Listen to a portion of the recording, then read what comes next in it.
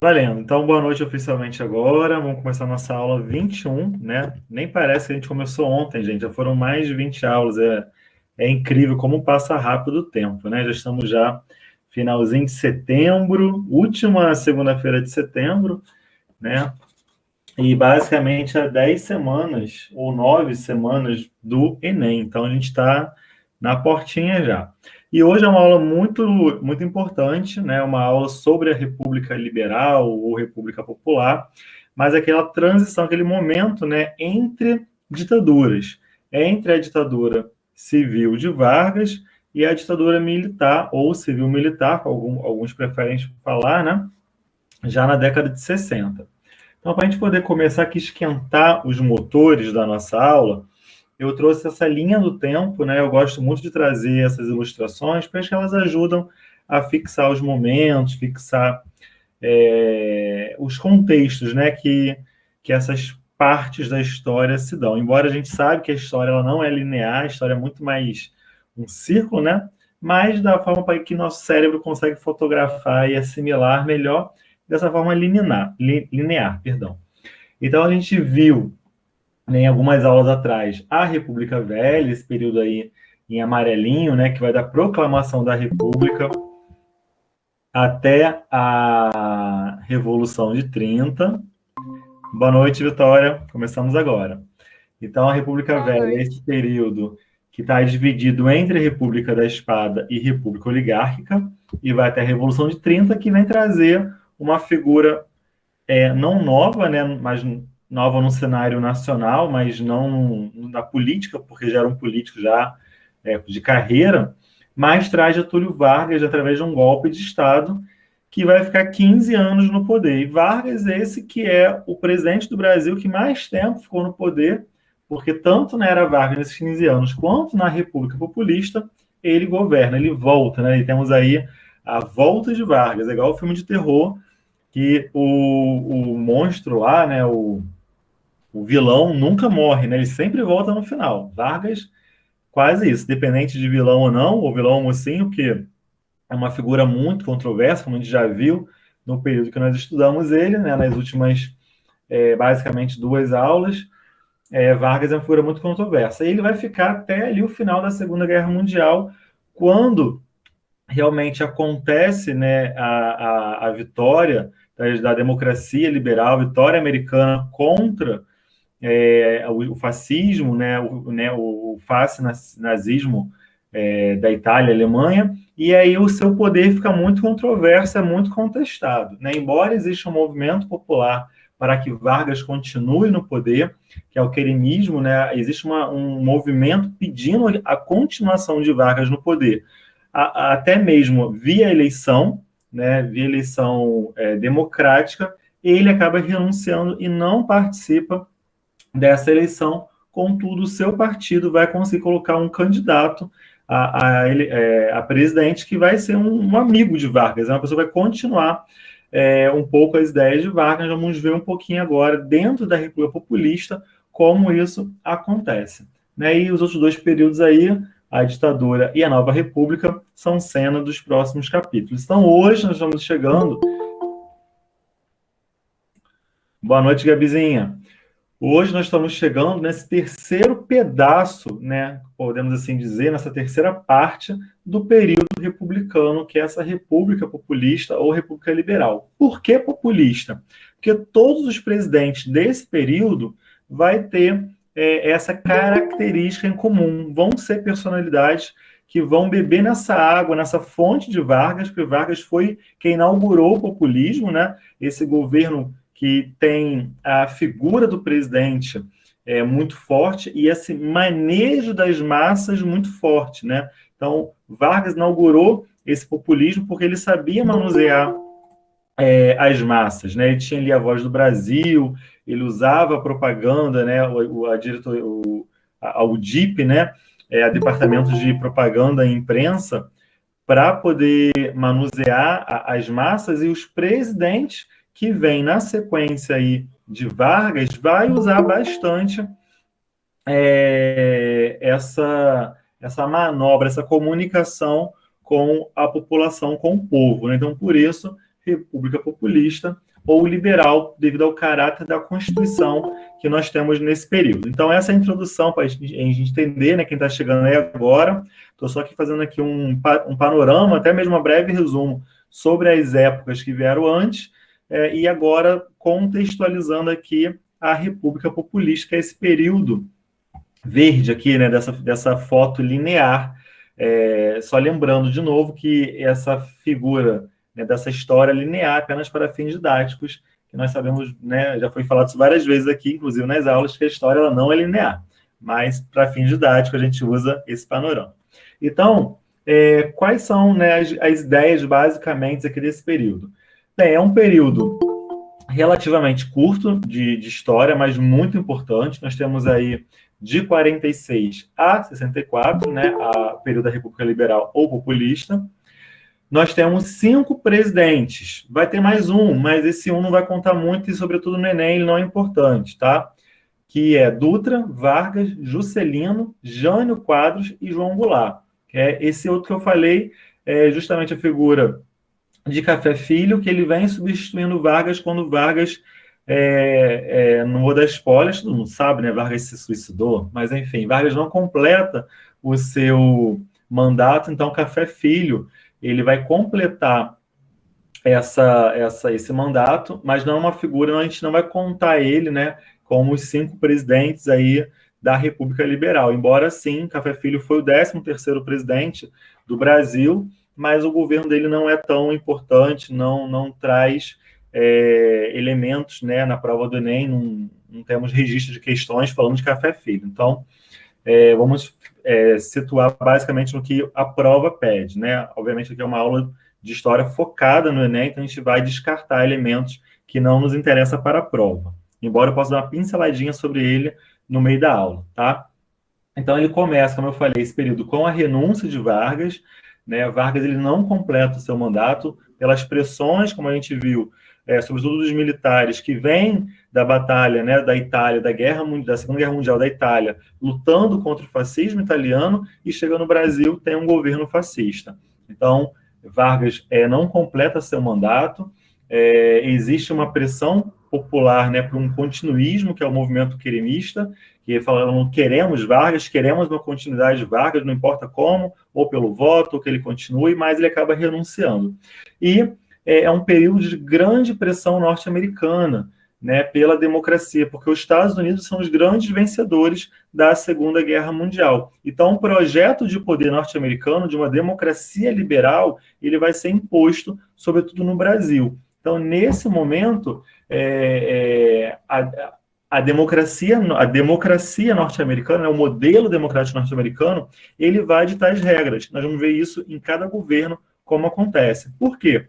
Primeiro, como eu falei, né, além dos Estados Unidos, né, ter as potências ocidentais terem lutado contra a ditadura fascista, nazista, tem também, nesse momento, nesse contexto de Guerra Fria, pós-Segunda Guerra Mundial, a polarização entre a democracia liberal norte-americana e a ditadura do proletariado da União Soviética. Então, todo esse modelo democrático liberal está sendo reforçado, sobretudo na América, né, e no Brasil. Então, nós vamos ver como cada presidente se comportou nessa pressão, nesse contexto de Guerra Fria, a partir de agora.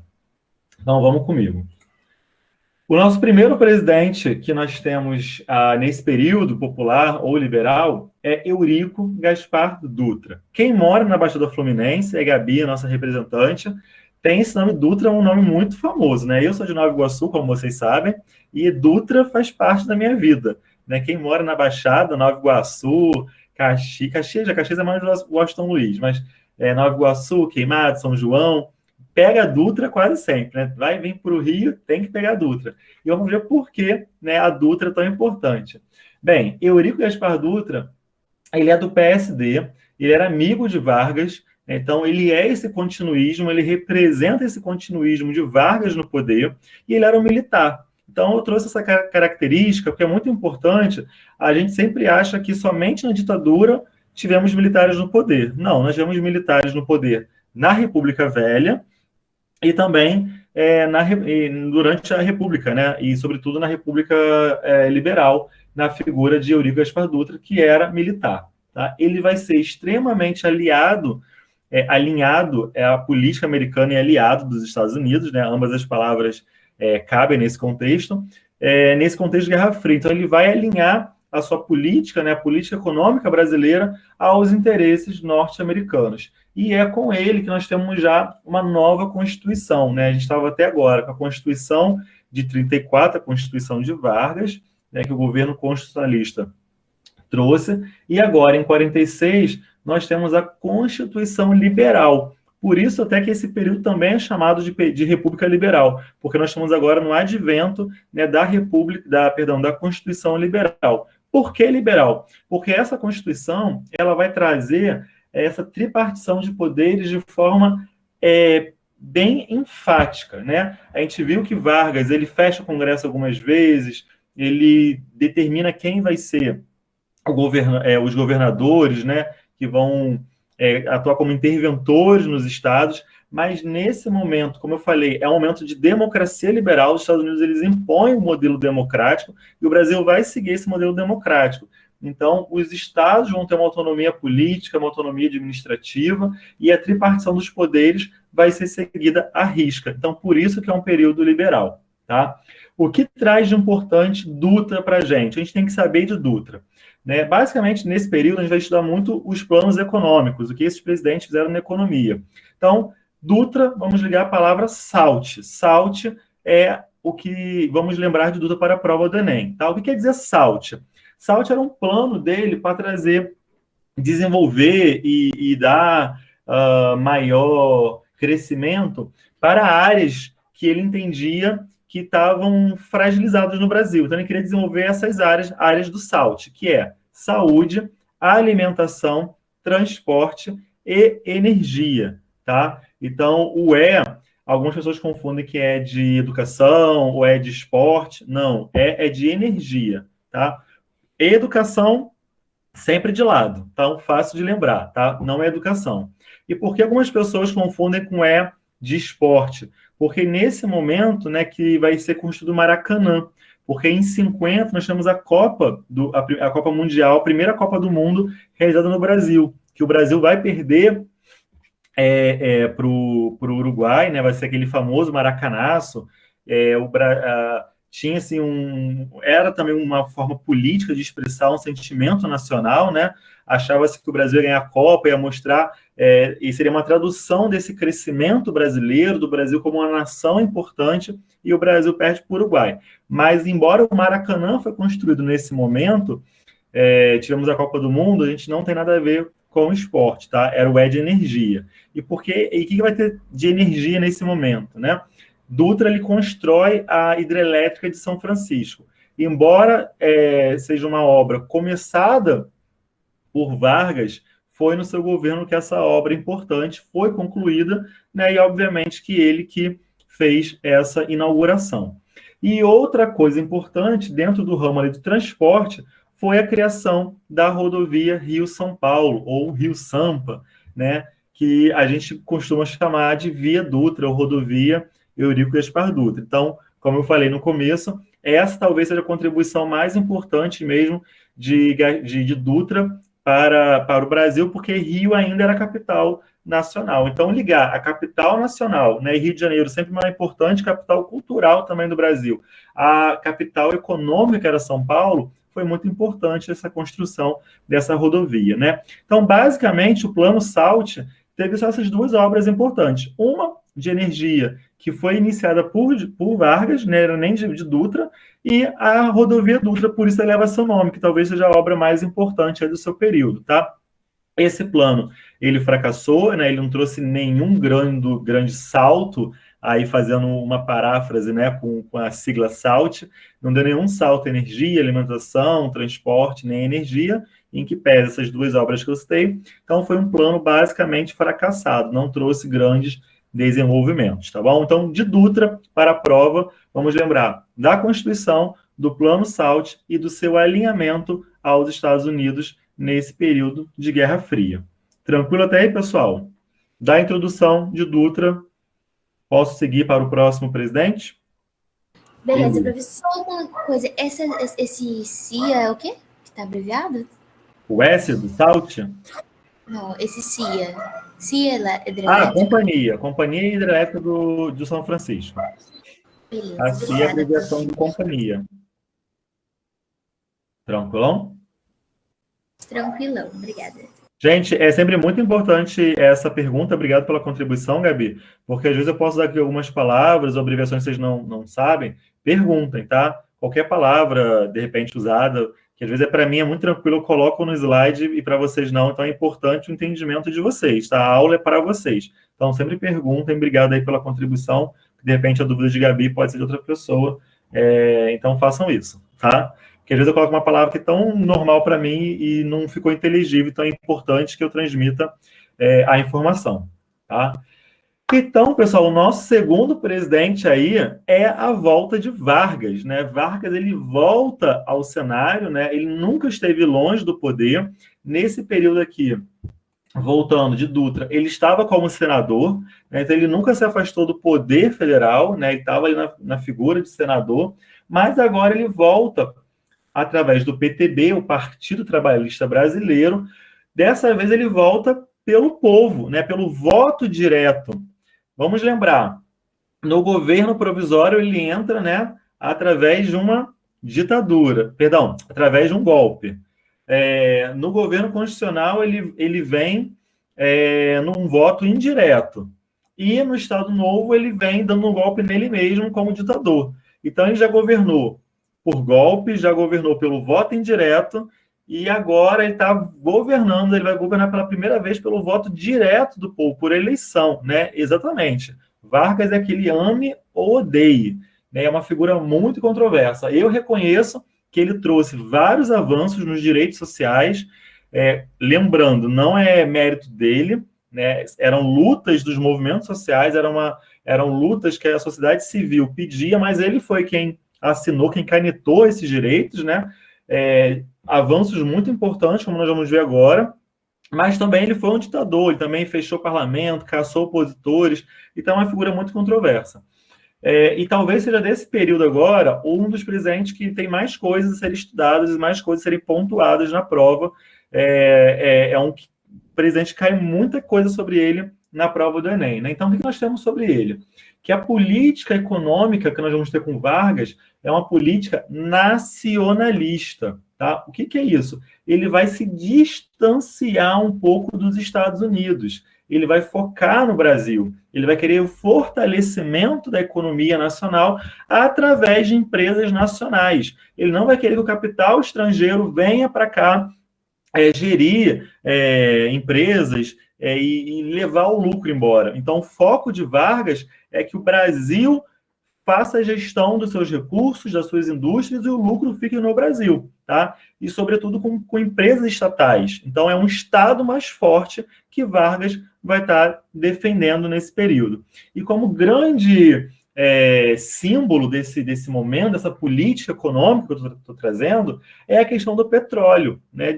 Sabia-se que o Brasil tinha muito petróleo e haviam dois grupos. Havia grupos com interesse alinhado ao interesse estrangeiro, que achava que esse recurso natural tinha que ser vendido para o capital estrangeiro, ou não vendido, mas usado, explorado, né? Acho que a palavra explorado se encaixa melhor, pelo capital estrangeiro, e aquele grupo que defendia que o petróleo era nosso, que é o lema da campanha de Vargas, né? Eu trouxe aí uma matéria de jornal, Ganha as Ruas, a campanha do movimento nacionalista, para focar bastante o momento econômico, né? O nome da política econômica, que é a política nacionalista, e aí em cima a campanha O Petróleo é Nosso. Botou na internet O Petróleo é Nosso, vem bastante imagem, até tinha colocado algumas, eu tirei, estava muito poluído o slide, que tem muita matéria de campanha, de marketing daquela época, né, convocando a população para esse lema, o petróleo é nosso.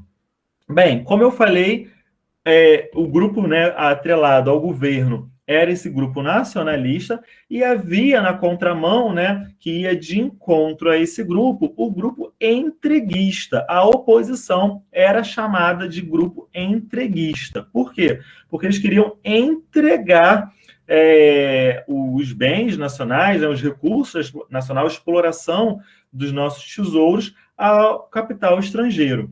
né? E quem está nesse grupo que quer a privatização do petróleo, quer a privatização das empresas nacionais, é a UDN, a União Democrática Nacional. Tá? É importante aí esses partidos, porque a prova às vezes traz o nome dos partidos, então é importante saber de que lado, de qual ideia cada partido está defendendo, tá?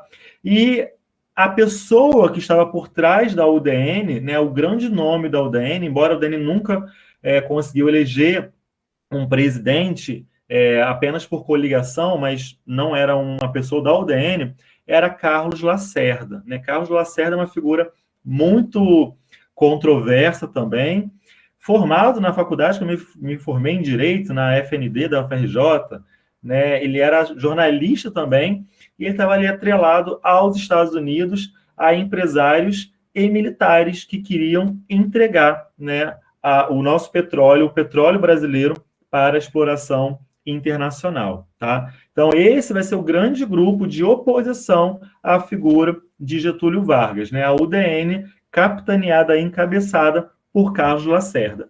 Bem, apesar dessa oposição, pessoal, Vargas consegue avançar nesse projeto, né, nacionalista, com o lema Petróleo é Nosso, e em 53 ele cria a Petrobras, talvez a nossa empresa mais importante, talvez não, é a empresa mais importante do Brasil, sobretudo na Bolsa de Valores, né? É uma empresa que retorna lucros para a gente com a exploração do petróleo, sobretudo agora nos anos 2000 com o pré-sal, né? Traz grandes investimentos para o Brasil, né, em retorno de lucro, investimentos nacionais, e foi criada por Vargas aí nesse segundo momento de governo dele dentro da República Liberal. Tá?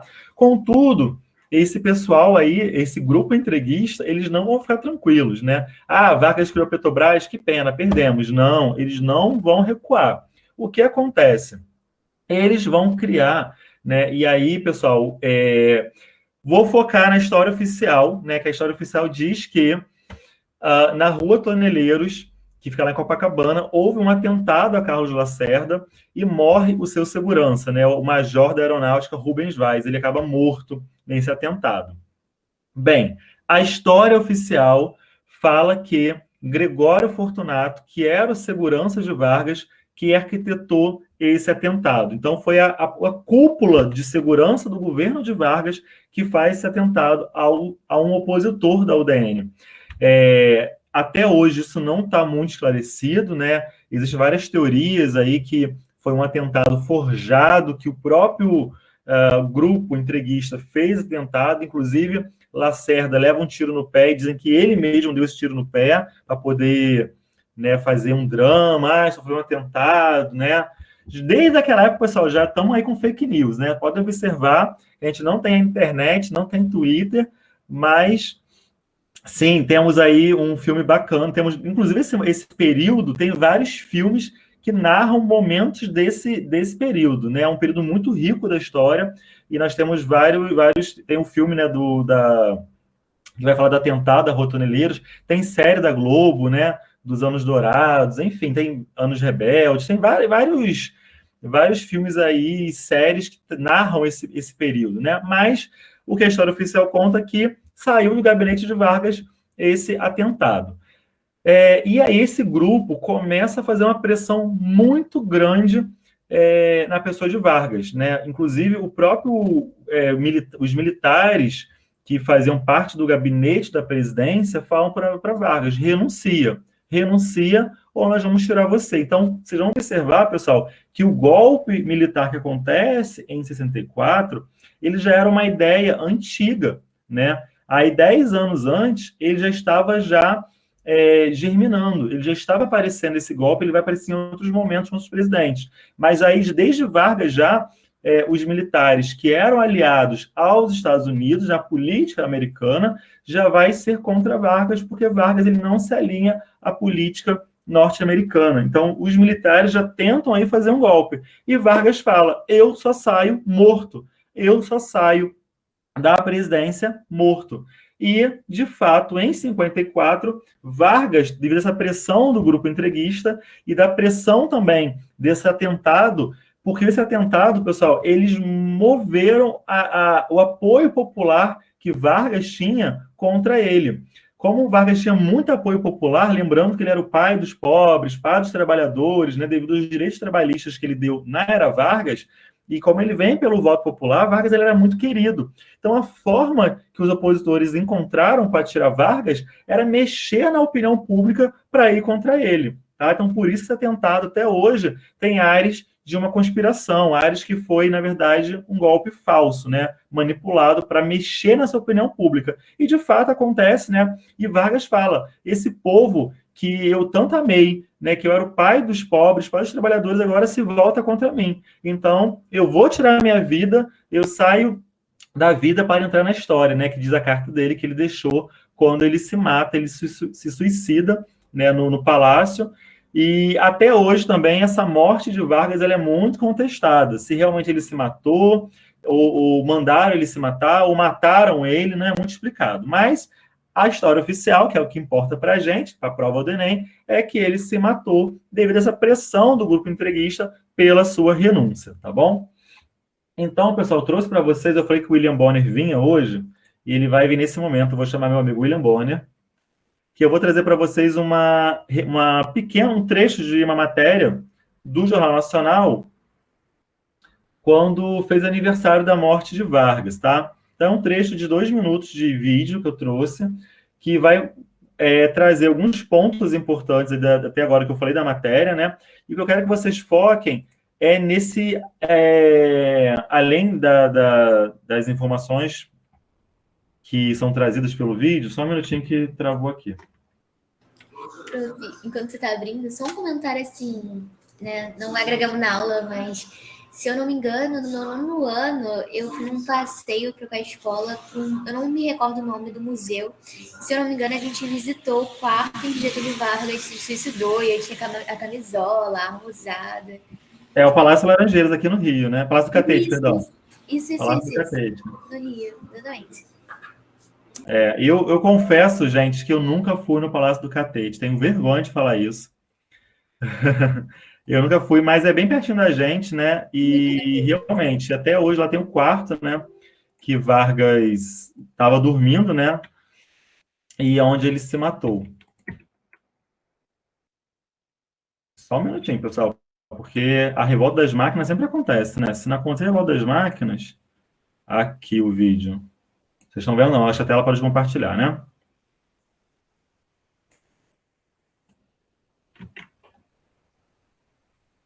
Deixa eu compartilhar aqui de novo.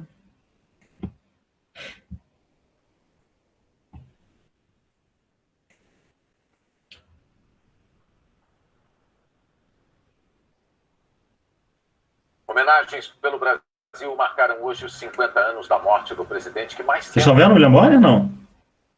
Dá para ouvir, mas ver a gente ainda está vendo a Calma aí, acho que entrou a tela errada. Agora o William Bonner vem. Ele é um pouco tímido. Estão vendo agora o William Bonner? Sim. Agora sim. Então vou deixar vocês com o William Bonner. Prestem atenção nos trechos e, sobretudo, na comoção que é a morte de Vargas. A morte de Vargas foi uma das maiores mortes, né, do cenário nacional. A cena são as pessoas se jogando no caixão. A cena é uma comoção porque ele realmente era o pai, né, o pai da população, era tido como um grande pai. Então, eu vou deixar vocês aí com o vídeo. Ficou no poder, Getúlio Vargas. Na cidade onde nasceu, São Borja, um novo mausoléu acolheu os restos mortais de Vargas. No Rio, a imagem dele domina o memorial inaugurado hoje. Getúlio Vargas governou o Brasil 2 vezes.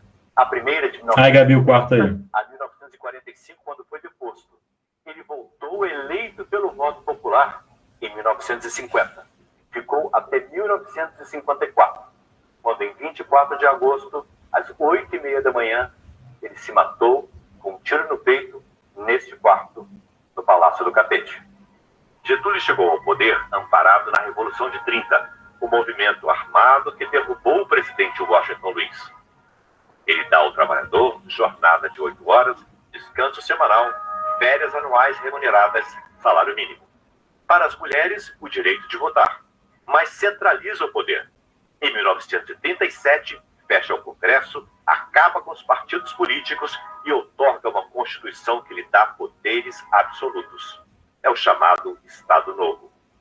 Deposto no fim da Segunda Guerra Mundial, ele volta em 1950. Estabelece o monopólio estatal sobre o petróleo. Aumenta o salário mínimo em 100%. A oposição é intensa. O deputado e jornalista Carlos Lacerda sofre um atentado em agosto de 54. O segurança dele morre. Os autores eram pessoas da guarda pessoal de Vargas. A crise se instala. Na madrugada de 24 de agosto, os ministros militares dão um ultimato ao presidente. Renuncie ou será deposto. Getúlio se recolhe ao quarto e dá um tiro no coração. E no mesmo palácio em que Getúlio comandou o Brasil, foi aberta hoje uma exposição que pretende ajudar a entender o homem que foi chamado de caudilho, pai do povo, tirano, salvador, construtor do Brasil moderno. Um Getúlio capaz de... Vamos até aí só. Deixa eu parar aqui o vídeo. Eu acho que o Getúlio verdadeiro. Beleza. Homenagens pelo... Tchau, William. Deixa eu tirar o... Então, essa matéria, deixa eu voltar aqui a aparecer para vocês. Essa matéria ilustra bem, né, esse período aqui, esses momentos, né, da Petrobras, do Petróleo Nosso. Cadê eu que não estou me vendo? Achou, apareceu.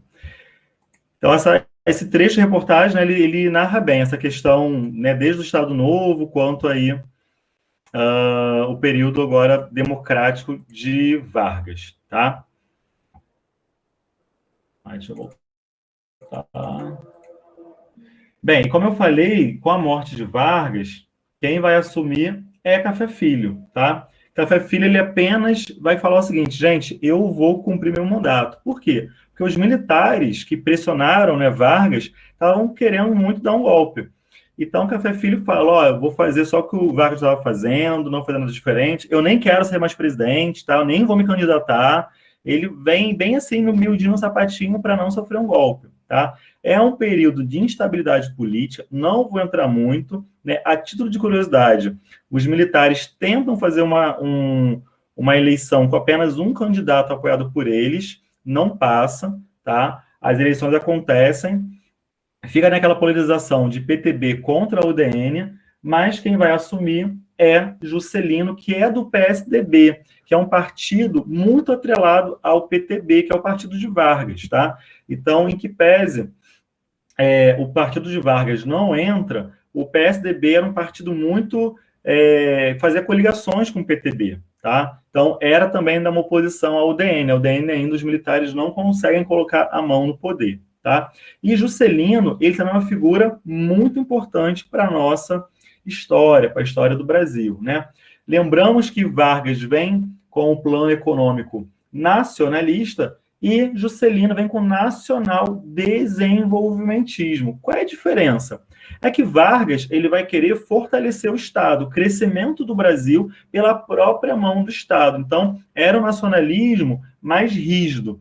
Aqui no nacional desenvolvimentismo, Juscelino Kubitschek vai querer desenvolver o país, mas com os setores privados, não mais com o Estado, não mais criando estatais, mas com as próprias empresas privadas, tá? E o que ele faz para isso, para esse nacional desenvolvimentismo? Ele contrai empréstimos com o Fundo Monetário Internacional, que é o FMI. Pessoal, vocês, né, que são mais jovens, né, não pegaram muito o FMI. A gente, na década de 90, o Brasil volta, né, a ter vários empréstimos com o FMI. Eu nasci, gente, na ditadura ainda, tá? Eu sou um pouco velho.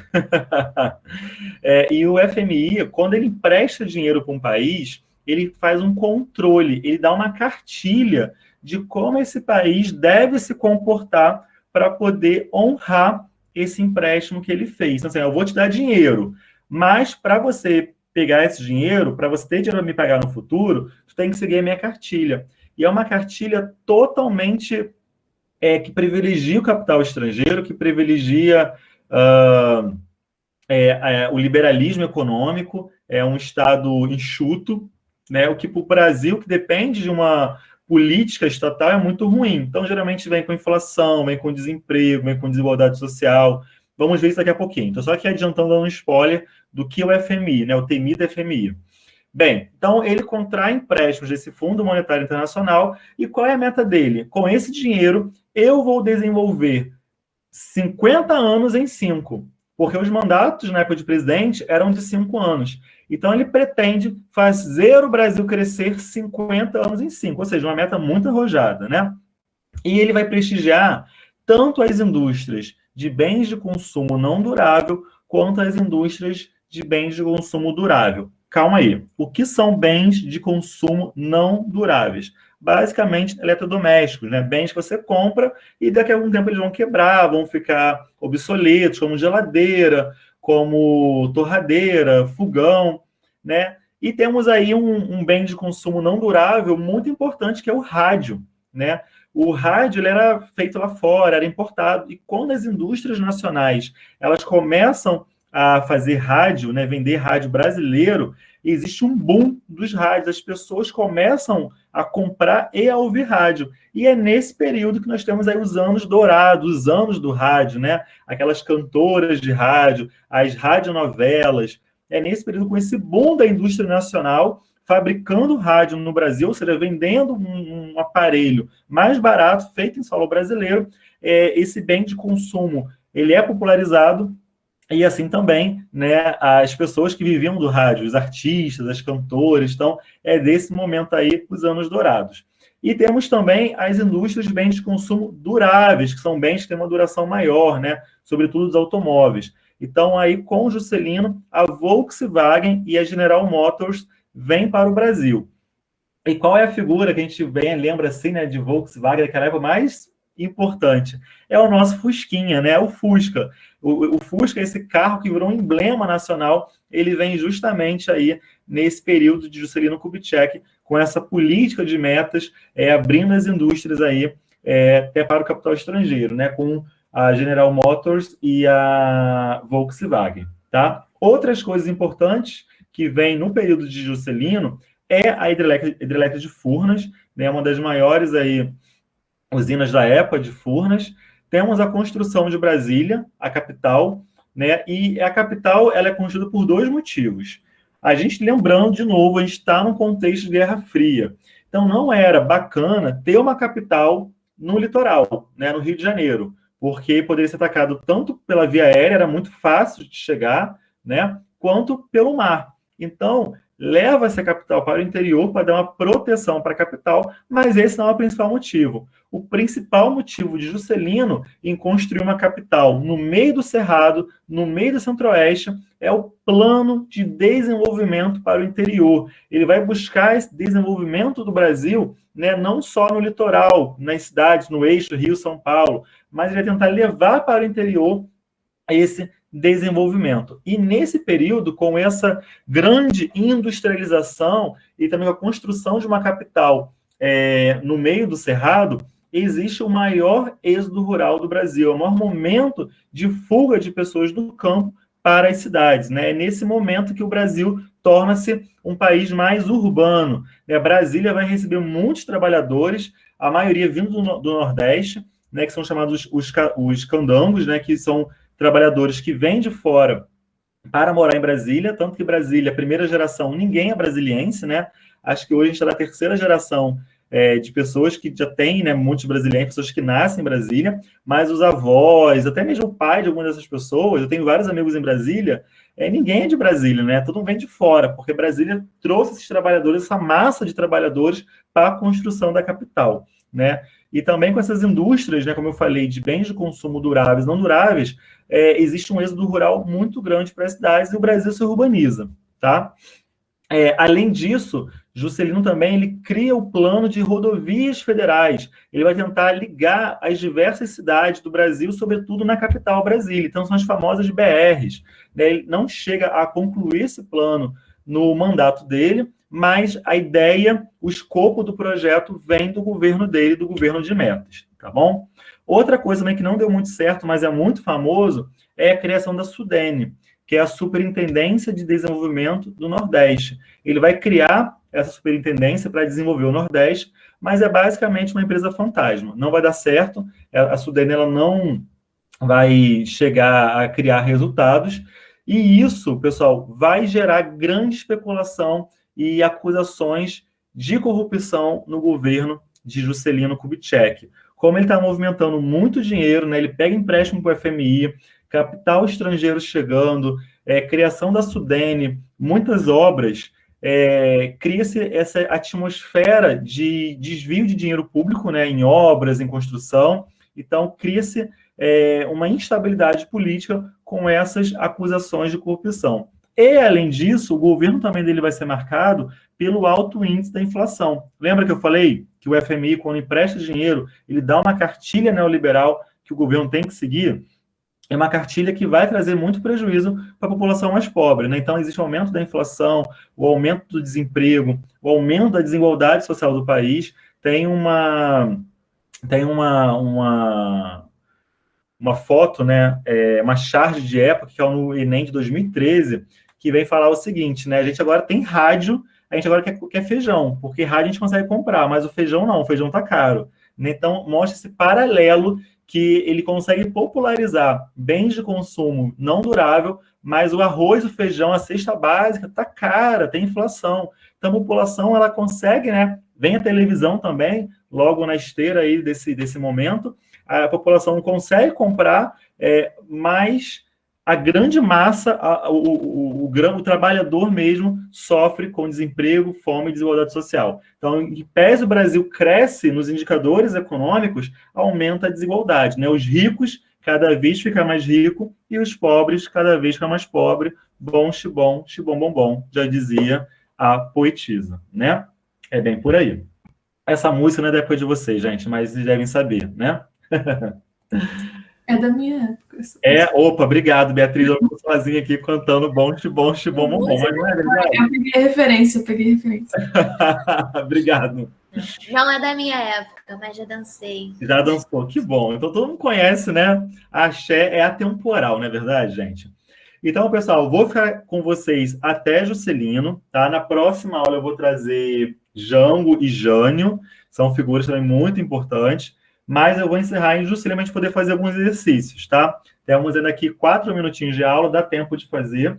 Eu trouxe 3 questões, se não der tempo a gente faz na aula de revisão, ou a gente faz depois e discute aí fora do tempo de aula. Então, primeira questão aí do Enem 2018.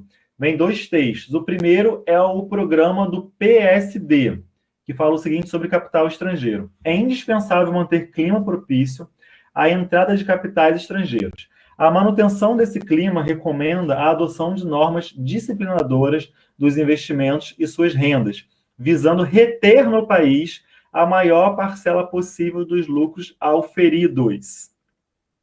Segundo texto da UDN, né, dos entreguistas, fala sobre o capital. Apelar para o capital estrangeiro necessário para os empreendimentos da reconstrução nacional e, sobretudo, para o aproveitamento das nossas reservas inexploradas, dando-lhe um tratamento equitativo e liberdade para a saída dos juros. Ou seja, o estrangeiro pode vir, domina tudo, usa e pode levar o lucro embora. Né? O importante é desenvolver o Brasil. Pode, né? A gente sem dinheiro. Como é que vai desenvolver sem dinheiro? Enfim. Considerando as décadas de 50 e 60 no Brasil, o trecho dos programas do PSD e da UDN convergiam com a palavra da questão está aí, tá? Convergiam, o que eles têm de igual? Convergiam em defesa da autonomia de atuação das multinacionais. B. Descentralização da cobrança tributária. C. Flexibilização das reservas cambiais. D. Liberdade de remessa de ganhos. Ou letra E. Captação de recursos do exterior. A, B, C, D ou E. Lendo aí o comentário da Camis, agora nem rádio nem feijão. Verdade, a inflação tá que tá, né? A gente estava com a inflação, o último mês que eu vi aqui no meu mural, em agosto bateu 8,99. Acho que já bateu quase 10 esse mês, né? Muito tenso. Por isso que eu falo que a história ela não é linear, ela é cíclica. Ela vai e volta, vários pontos. A gente vê na aula de história de 50, 60 anos atrás, a gente vê igual acontecendo de novo, né? Atentado, será que matou ou não matou? Foi a oposição, não foi? Né? Enfim. Letra E, pessoal, só Bia vai responder. Vamos lá, quero chutes, quero tentativas, quero Acertos, erros, não importa. Quero interação. Posso liberar o gabarito? Então, como eu falei, pessoal, a palavra aqui dessa questão é convergia. Convergia, realmente, esses dois textos convergem na captação de recurso exterior. Letra E está certa, tá? Se a palavra da prova fosse o que eles divergiam, qual é a diferença entre eles, seria a letra D. Tá? Eles vão divergir sobre a liberdade de remessa de ganho. Então, há uma pegadinha aqui. Se você está na prova, na correria, né, os textos mostram a divergência entre eles, né? Fica bem claro. Se você ler rápido a questão, você marca a letra D e erra. Então, cuidado com a palavra de comando da questão. Então, a palavra de comando é o que eles convergem. Na hora da prova, a gente circula. Se vem lá o que ele não fez, risca ou não, tá? Tem que ter atenção nas palavras de comando para a gente não errar a questão. Então, letra E, bacana. Dá tempo de mais uma. Temos aqui um anúncio, né? Lá de Brasília, uma foto de Brasília ali com o Palácio da Esplanada, e a seguinte manchete, né? Ou frase. Novo toque de elegância na moderna paisagem brasileira. E aí a propaganda do carro, né? Cinca Chambord, da revista O Cruzeiro, anos 60. No anúncio, há referências a alguma das transformações ocorridas no Brasil nos anos 50 e 60. No entanto, tais referências omitem transformações que impactaram segmentos da população, como, letra A, exaltação da tradição colonial. Letra B, redução da influência estrangeira. Letra C, ampliação da imigração internacional. Letra D, intensificação da desigualdade regional. Ou letra E, desconcentração da produção industrial. Geral aí de letra D, não vou nem dar tempo. Bacana, acertaram. É isso mesmo, né? Então, esse momento é marcado por essa desigualdade regional, né? O Nordeste mais pobre, o Sudeste com as indústrias mais ricas, o Centro-Oeste desenvolvendo. Desigualdade é a palavra aí que importa para esse momento. Na imigração internacional, nada a ver. A gente tem ali uma migração, né, regional, né, o caso. Enfim. Então, essa foi fácil. Letra D, gabaritaram. Última questão para a gente fechar hoje, bonito. Enem, a segunda aplicação 2014. Os anos de JK podem ser considerados de estabilidade política. Mais do que isso, foram anos de otimismo, embalados por alto índice de crescimento econômico pelo sonho realizado da construção de Brasília. Os 50 anos em 5 da propaganda oficial repercutiram em amplas camadas da população. O governo JK era criticado como entreguista por alguns de seus opositores, devido à sua política de desenvolvimento ser marcada pelo. Então, o que marcou a política econômica de JK? Letra A. Diminuto incentivo à agricultura, pois cerca de 60% da população residia na zona rural. Decisão da construção de Brasília e a consequente transferência à capital federal. Redução planejada e gradativa da importação de veículos e de matérias-primas para as indústrias. Incentivo à entrada de capital estrangeiro no país, principalmente para a indústria automotiva, ou escassez de investimento em educação e alimentação, áreas para as quais destinou pouco recurso. Então, preste atenção que existem letras que até estão certas, mas que não é o que a questão pede. A questão pede o que caracterizou a economia, né, a política econômica de JK. Então, A, B, C ou D. Bia botou D. Bacana. Temos 2 D, né? As 2 Bias foram de D. É isso, né? Quem mais? Vamos lá, pessoal. Tá acabando muito tempo aqui. Não sei se a outra Bia é da antiga ou de agora. Fiquei na dúvida também. Eu acho que as 2 Bias de agora. Eu fiquei um pouco confusa, mas eu vou de D por conta dessa questão dos 5 anos. Então, 50 anos em 5, você estava falando, e para isso iniciaram muito investimento. Então, eu vou de D. Exato. E nós temos o nosso Fusquinha, que é de uma indústria alemã, da Volkswagen, né? Então, bacana, resposta certa, letra D. A letra D, ela traduz o governo, mas não é política econômica.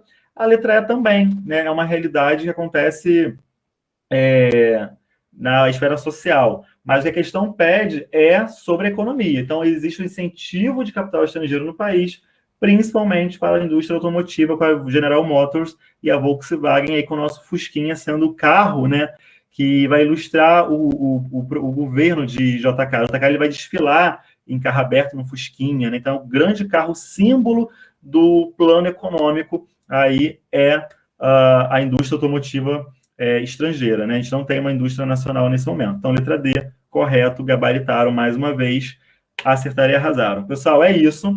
Então, nessa aula, vimos aí 3 presidentes. Aula que vem, Jânio, Jango e o golpe militar, tá bom? Vamos ter umas 3 aulas de golpe militar e depois República, e tá chegando o Enem, faltam 9 semanas. Pessoal, beijo, bons estudos. Obrigado pela paciência, pela participação, pela presença, viu? Tchau, tchau. Obrigada, Marcelo. Boa noite. Valeu, Bia. Beijos, prof. Fica com Deus. Obrigada. Valeu, Gabi. Beijo. Valeu, valeu.